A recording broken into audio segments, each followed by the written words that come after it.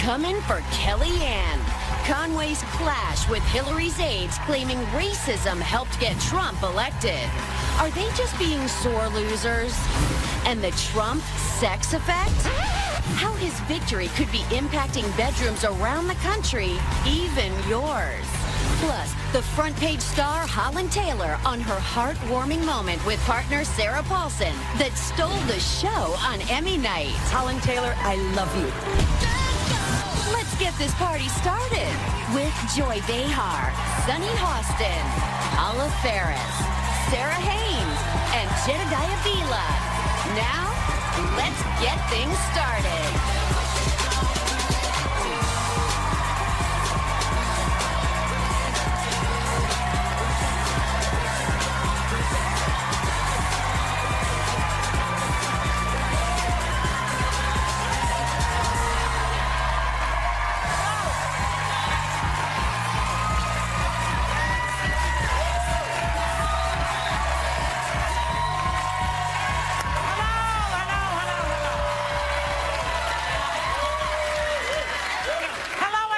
Welcome to The View. Thank God it's Friday and we're here. I want to start with a question for men out there, okay? Are you listening, you guys? Have you noticed that your wife is disgusted by the sight of you lately? Would she rather get a root canal than see you naked? Well, you shouldn't have voted for Trump, okay? One therapist calls it the Trump bedroom backlash because her clients have lost their sex drive since Trump won. So here's my question. Is Trump causing erectile dysfunction? Very clever. What do you think? Why are you inviting Trump into the bedroom to begin with? I mean, there's nothing that's going to come between me and my man in the bedroom, except maybe Hugh Jackman. But I mean, why? I don't want to visualize Hillary. I don't want to visualize Trump. I don't think they're visualizing anything. I think why are you letting it get in the way of your relationship? I think women feel the need to assert their authority and their power because I feel like they saw this guy come to power. They feel, yeah, you know, like they feel like this guy came into power who didn't respect women. And, you know, sex for women, I think, is a vulnerable experience more than men. I think they feel vulnerable, and I think it's their way of sort of lashing out, not at their man, but at society, at like, wait a minute, no, you do have to respect me. I am in control. I can still be in control of my life, even though this guy is in power now, who's running the country, who has said some things about women that concern me and that make me a little insecure about where I'm going to be, where I'm going to be with my job, where I'm going to be, am I going to be respected the same way, what's going to happen to me? And I think they go into their bedroom and they face their man, and it's like a power dynamic that they're kind of working through. I get it. I get it. I think it's the overall divisiveness of the campaign in general, because I think the problem is you come home at the end of the night, you have dinner, you have a drink, you're watching the news, you start talking about it, and then all of a sudden you're going to bed still disagreeing on it, and the last thing you want to do is touch them. Like, exactly. So that sounds personal. Yeah, it might be, but no, he didn't. Trump, just to be clear, but there are times where we'll have a conversation. I literally look at him and he's like, let's not go to bed angry. I was like, roll over. Like, you know, it's But I think you also have to be able to be secure enough in your own self and your own views and your own values to know and maintain your individuality. You know, my husband and I don't always vote the same, and that's okay. And I want to be fine with that. And he's okay with who I am and who I choose to vote for, and I'm okay because at the same time we want to be cohesive, but we also have to maintain that individuality. So if he wanted, I'm not going to say who he voted for. I'm not going to say who I voted for. We did not vote for the same person, and that's okay. And I respect my husband, and I still can't wait to see him in the bedroom. Sure, but now I know. But you know, Joy, this election was different. If you look at the stats, I think 36 anti-women hate crimes were reported within 1 week of the election. Anti-women hate crimes? Yes, yes. And that's according to the Southern Poverty Law Center. And so I think, to Jed's point, women are feeling very vulnerable. Remember, we talked about the fact that women after the election were going out in droves to get an IUD. Oh, yeah, that's because they thought that their birth control would be taken away from them. Well, yeah, we're impacted politically by this. Profoundly by But I think that the sex drive does die, and, you know, we are building a wall around our vaginas. Yeah. Because... I was ahead of Trump on that one. I already had a couple walls. Because the guy guy says it's okay if he would grab a woman by her, you know what. Yeah. And women are either a 10 or a 1, or this one's fat, or blah. Yeah. And you voted for that, schmuck? You voted for that? I'm not sleeping with you. Yeah. That's what's happening. That's where they're coming from. That's where they're coming from. And I think it was compounded by the fact that a woman lost. You had a very strong, powerful woman up there facing a guy who was saying not so great things about women, and she lost. So I think women around the country are saying, well, she may have lost, but I'm going to win. Exactly. I'm going to be in control. And I think that I get it. I mean, I didn't support her, but I get it. I do get why when you were going against someone who was kind of demeaning to women and women felt threatened, that now they're saying, my candidate lost, I'm not We are talking about the bedroom, so, but the reality is, the reality is, though, like 42% of women in this country did vote for Donald Trump, and so this is obviously the experience of one therapist that we're talking about. I wouldn't necessarily 94% of black women did not vote for him. Okay, there you go. So let's hedge that. Put that out there. 94% of black women. Okay, let's do this. Women aren't the only ones having a bad reaction to the election. Yesterday, Trump surrogate Kellyanne Conway, remember her? The woman who never met a period or a comma in her life? She got into a heated debate with Clinton aides. Take a look. Would rather lose than win the way you guys did. No, you wouldn't. No, you wouldn't. Yes. No, you wouldn't. Absolutely. Yes. No, That's very clear today. No, you wouldn't, respectfully. Absolutely. Do you think I ran a campaign where white supremacists had a platform? You going to look me in the face and tell me that? It did. Kellyanne Really? did.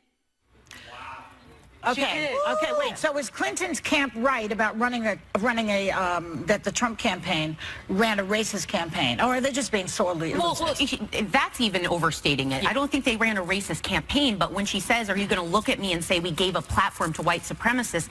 That is a fact. It doesn't mean that everyone that voted for Trump is a racist, but as Whoopi says over and over, all the racists voted for Trump. So I think the fact that you won, just be honest, it's not even admitting anything. The part that I find really upsetting is that as I watch her, you're the victor. Now be okay with the facts, because she gets personally offended by that. But they, all along their campaign, this was one of my biggest beefs with them. They would jump in 140 characters constantly about everything else. That one, you had to beg them to say, oh, we don't associate with them, and it took 10 times to ask them. So disavowing at the very end, which Kellyanne said on the show, he disavowed. Yeah, 2 weeks later, and we had to ask you 1,000 times. Like, if you really felt something, you should have had a visceral reaction to some of the things that happened, and they never did. The other thing about it that I would say is, yes, we're sore losers, because a lot of the reason he won was based on racism, the Russian hacking, lies, continuous lying that went on. And the intrusion of the FBI at the last minute there, all of that seems to have basically distorted the whole election. So yeah, we're sore losers because it wasn't really won legitimately, as far as I'm concerned. I think, to Sarah, to your point, and you're right, I don't think he ran a racist campaign, but he did give that platform. And I believe that the platform continues in his choice of Steve Bannon as his chief strategist. When you pick someone from the alt-right, which I think is really code for white supremacy, the white nationalist movement, when you pick that person to be your strategist, that's telling me that you're taking that into the White House. And while I would never say that everybody that voted, all the white voters that voted for Trump are racist, they voted for him in spite of the fact that he said things that were racist, that were bigoted, that were misogynist, and they looked the other way to that. Exactly, and that bothers exactly why the women don't want to sleep with their husbands. I do think, like, there are several cards that we can play. We can play the sexism card very easily. The racism card can also be played. It can be so dangerous. All of them. I know, but one thing, I think, you know, we looked at the hiring of Jeff Sessions for Attorney General, and these were unfounded accusations from 30 years ago. He's a bigot. But listen, but Sonny, wait a second. If you're in a courtroom, okay, there are claps here, but if you're in a courtroom, there is no Somebody testified under oath that he called an African-American man a boy. I get this, but he also testified that he did not. So it's one person against another. And if you look at the whole picture, Jeff Sessions also was a champion and advocate for Rosa Parks Ticket Memorial. Do not wait, defending Jeff Sessions. I'm not defending it, but listen, if you look at the whole scope, we go by facts. There was no facts. It was completely unsubstantiated. I don't think an assistant United States attorney sat under oath Okay, just let me finish. So Jeff Sessions also prosecuted members of the KKK. Jeff Sessions' right-hand man for a very long time that he hired was an African American. He championed and advocated for Rosa Parks. You can easily play that racist card. You know what? I have an idea. If you want to, we can talk about this a little bit more, because Paul Ryan is also in a little bit of trouble because he disavowed Trump's remark about the Mexican judge by saying that was a racist comment. Yeah. And so now he's in trouble. So when we come back, let's see what the difference is between a racist comment and racism. All right, we'll be right back with more. Coming up, A-list infidelity? How one superstar couldn't shake the constant tabloid rumors that her man was messing around. So yesterday, Whoopi got one big surprise. Whoopi, you have been an AIDS activist, and you have done such incredible work for the Elizabeth Taylor AIDS Foundation. Take a look. Hi, Whoopi. It's Elton, and it's an honor to present you with the Elizabeth Taylor Legacy Award. And Elizabeth Taylor's family was there to present it. Congratulations, Whoopi. Let us not forget that we don't have a cure, and that's what we want. Take a little time to enjoy whatever view you happen upon. And thanks, you guys. My hygienist said the most random thing. Still ahead, Holland Taylor reveals if her TV son from 2.5 Men, Charlie Sheen, has reached out since being diagnosed with HIV.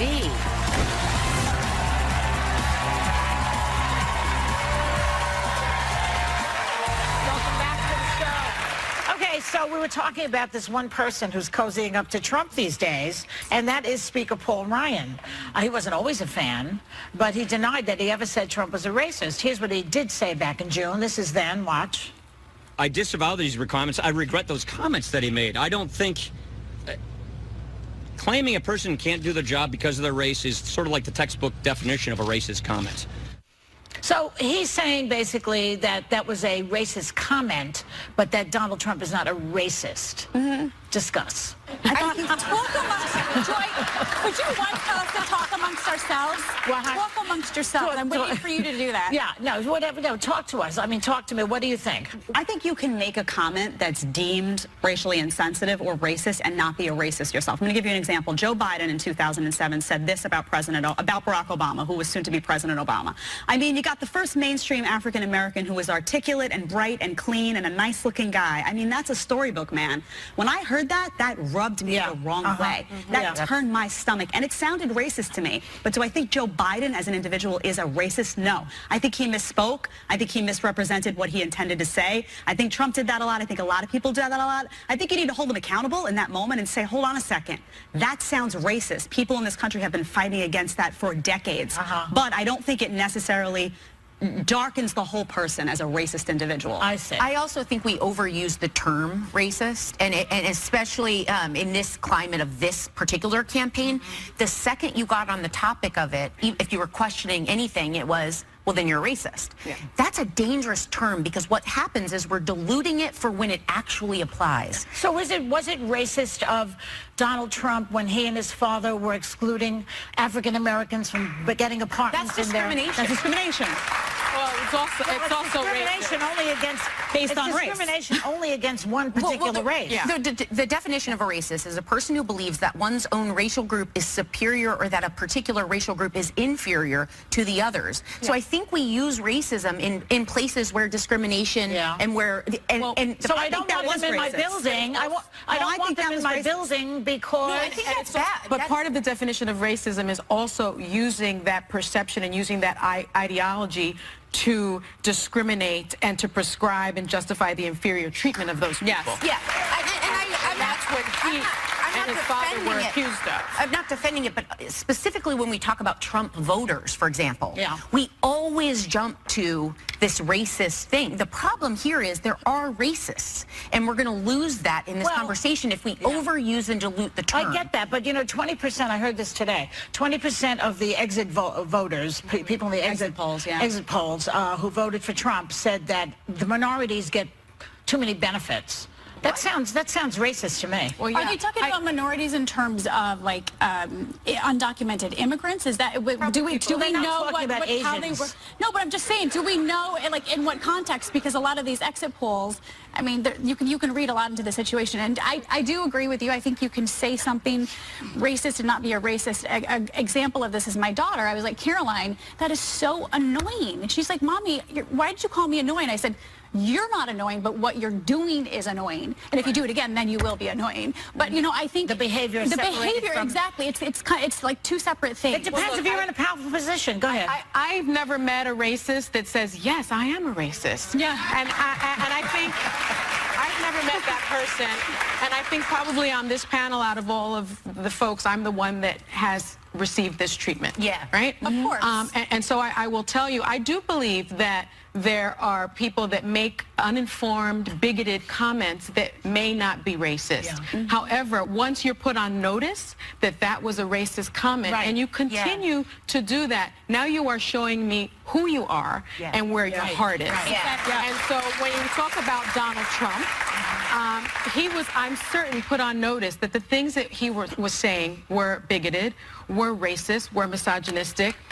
And he continued, in my view, to say those things and to do those things. And I think when people tell you who they are repeatedly and they make those kinds of comments, then that's who they are. And I'm offended that Paul Ryan called it like he saw it and now is rewriting Well, he's a hypocrite. Well, he didn't call him a racist. He called the comment racist. But so that's what he's saying. He's rewriting history in a sense because we're seeing the same type of behavior. The distinction you made, Sunny. Oh, sorry, Jen. The distinction between there's sometimes an ignorance or a lack of exposure where you say something that you don't hear yourself. You're right, because then there is a difference. There are a lot of people then that once you point that out, they say, "Gosh, I didn't realize that," and that's okay. And that's different. When I would criticize I would criticize President Obama, not personally, but a policy issue. And you know how many times I got the word racist thrown at me? It was funny. Yes. I'm so far from racist. I get called racist all the time. But that's the frustration. That's the frustration of people who feel from my position. Look, I said this yesterday, I'm as white as they come, but I sometimes feel like if I make a criticism of someone who it happens to be African-American, they could be anything, they could be white, but I'm criticizing policy, that word is thrown back at me, and then you're afraid to speak your mind. You're right, there are racists and they need to be condemned every step of the way. But there are also people who are criticizing policy, and that policy, that person may be white, may be black, may be whatever. If the hood fits, wear it. Right. That's true. We'll be right back.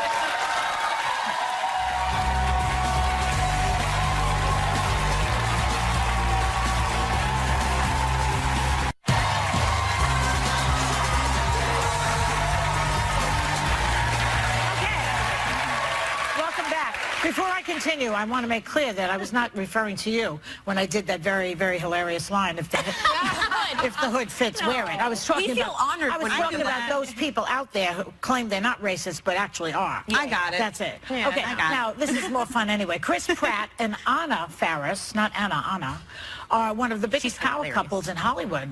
But Faris says, that's like Paula Faris. I know, people ask if we're related because she's the one person where we spell our name the same way. Tell them you are. I am. I know. Can't you tell? Anna. But Anna Faris says that even though she knows how great their relationship is with Chris Pratt, she couldn't shake the constant false tabloid rumors that he was messing around on her. So, you know, there's all this tabloid stuff, and even though she knows he's not cheating on her, she thinks she's influenced by it. So the question for the panel really is, how much of what other people say influences you, I guess? About what they say about your significant other? You're significant or about yourself? I think it's hard to read. I think if you're being honest with yourself, you have to admit that even if you say, you know, I know my partner, or I know my mom, or I know my friend, or, you know, I know this isn't them, you still read it, and it impacts you, if nothing else, than to feel like, gosh, my life is out there. Their life is out there. The whole world can say whatever they want, and people are real. We all have emotions, you know. The people say, oh, you become a celebrity and you give up your privacy. Maybe, but you don't give up your heart and soul and your emotions. You're still a human being, and it's okay to get sad.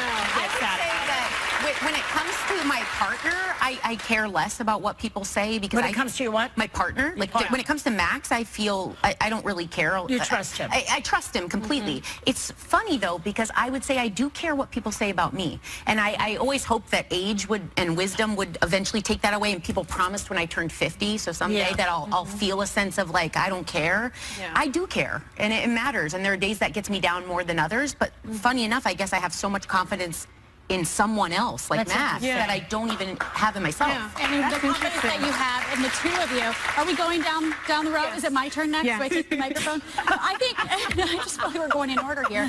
I think in a moment of honesty, you don't want to allow this negativity to affect your relationship. And I think, I don't want it to affect my relationship, but in honesty, it does, because I know that people believe what they read, and that's what's sad. There's so many false news reports out there, and there's so many journalists out there that go on a source, an unnamed source, like you're selling skincare, correct? I'm not. It's a lie. You're not. Exactly. Yeah. But there's so many fake news stories out there, and people don't do the research, or they're inundated with false news, and that's when it hurts, when you know that people are starting to believe and they're not questioning. What about when people criticize you?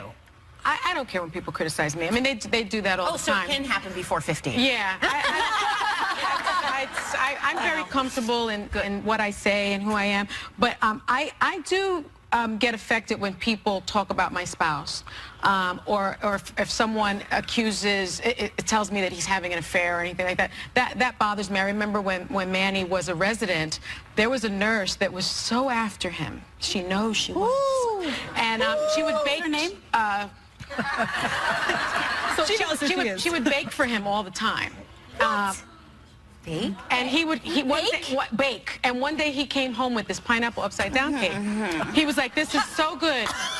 This is so good." So I grabbed it and I threw it in the trash because I was so upset about it.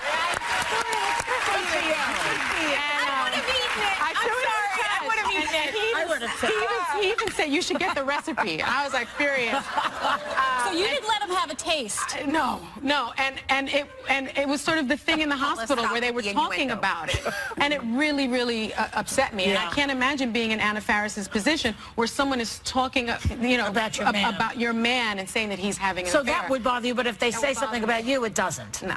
I'll bet you're the kids opposite. are the hardest, though. What about you, Joy? Yeah, don't talk about my kids. Yeah. I'm so way past. Oh, the kids now. The kids, that's a deal breaker. Off limits. Yes. No. That I will drop somebody if they say something mean against my kids. Yeah, right? Yeah. No. But as far as I'm way past 50, so I think that if it's true, then you have to let it in. If it's not true, then you have to say, is this true or isn't it true? If it's not true, let it go. But if it's true, how do you know if it's true? How do you know if it's true? You should know yourself by the time you're 50. Yeah. My therapist says there are such things as emotional blind spots where you don't know if it's true because you're blocking. Yeah, that's right. You know if it's true. I paid good money for that. Yeah, that's good. Emotional blind spot. Yeah. I like that. Okay, we got to go. We'll take a break. We'll be right back.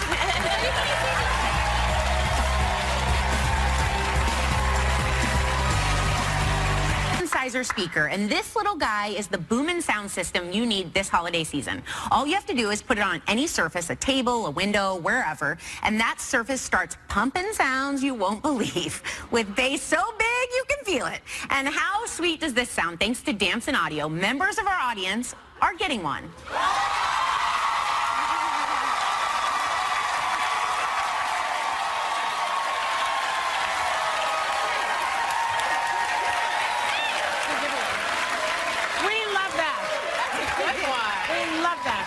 Christmas, and it's so nice to get a gift. I love that. Okay, here's a topic. Earlier this week, Boston Celtics player Al Horford took a one-game paternity leave. Why? He wanted to be at his daughter's birth. Aww. But the post-game show that night, one anchor wasn't happy about it. Watch. Al Horford, your $30 million man, however much you pay him a year, sat out tonight because he had a birth of his kid. Yep. Was it yesterday? Yesterday, yes. Yesterday. He had the birth of his kid in Atlanta. The game was in Miami. Nothing wrong with that. I know when you make $30 million a year, it ain't much to get a private jet. Wick would probably pick it up. To fly down at 3 o'clock from Atlanta, it's a 90-minute flight to Miami, play the game, and come right back. Wow. Okay. Exactly. the question is, you know, should the size of the paycheck have something to do with whether you should be in the room when your wife gives birth? No. Baby and mama come first. I don't care. Let me tell you. I don't care if I were married to a basketball player, to an actor. I don't care what you're doing. Your family, your baby and your mom. I don't care what you have to do. Nothing is as important as baby and mama. Well, and to reduce the idea of giving birth to solely the physical act of pushing the baby out is to be ignorant to the experience as a whole. Because as someone that went through this, before I had the baby, Max and I were going to stagger our parental leaves, because I thought, I'll take him, then you take him, and then we'll eventually have to figure something out. Right. One day, I mean, like, I instantly kind of fell into a bit of a depression, and I really struggled. I remember being in the hospital and crying. I hadn't even seen the baby, and Max came in and saw Bridesmaids was on this, and he's like, okay, this is going to help, because, you know, it's common. But he was probably more essential to me through that time than the baby, but I could not have done it without him. We ended up having to pair up our leaves, because that baby would have been in trouble if he was left with just me. I was not okay. Like, I was really struggling. But kudos to Max for taking his paternity leave, because you hear of companies that are offering it and guys are too ashamed. I remember we have 3 kids, and after the birth of one of them, you know, I had a cesarean. My husband went back to work the next day. He had just had a promotion, and he told me about, you know, the meeting at work that day, and he said they introduced him as, you know, just receiving this promotion, and they said congratulations to him for having the dedication to come back to work. His wife just had a baby, and he was applauded. And I said, well, that's great, but what that is doing is shaming men to feeling like they can't stay home. It bothered me a lot. It bothered me a lot that he was almost pressured. So if you have the chance to take paternity leave, it means a lot to your spouses, and yes, you can connect with your infant, even I think I'm one of the only people at the table that feels a little bit differently. I feel a little bit differently, only that, you know, my husband had surgeries to perform on the day that I was having our daughter. I respected that. I mean, is he supposed to not operate on the folks that needed the help instead of and come to me? Well, there are doctors. There are other doctors. There are, There's but only one of you. Those were his patients, and I felt comfortable. Now, he did make it to I had a C-section, and he made it on time. He made it. But I was very understanding of the fact that he had other responsibilities. Yeah. And my husband's a lawyer. Not as much was on the line. Lives were not lost that day. All I know is I gave birth without him in the room, and the kid came out anyway. We'll be right back. She did. She came out. We'll be right back. Hi, I'm Holland Taylor. I'm looking forward to chatting it up with those great ladies on The View. I've played a few as sort of ballsy ladies in my day, so I have a feeling I'll fit right in. Next week on The View, the hot topics are only getting hotter. Yeah. And it's a powerhouse week of superstars with Helen Mirren, Steve Harvey, Queen Latifah, Andy Cohen, DJ Khaled, and Edward Norton. Oh yeah, you just can't miss The View. Next week on ABC. Boost. It's about moving forward.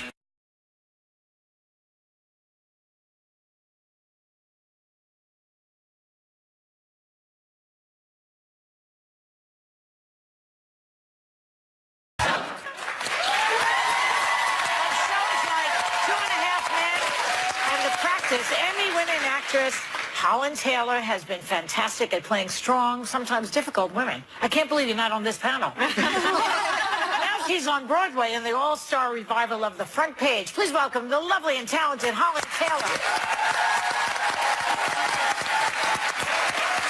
What an audience. Waiting in the green room, you all sounded like, you know, being tossed to very, very happy lions.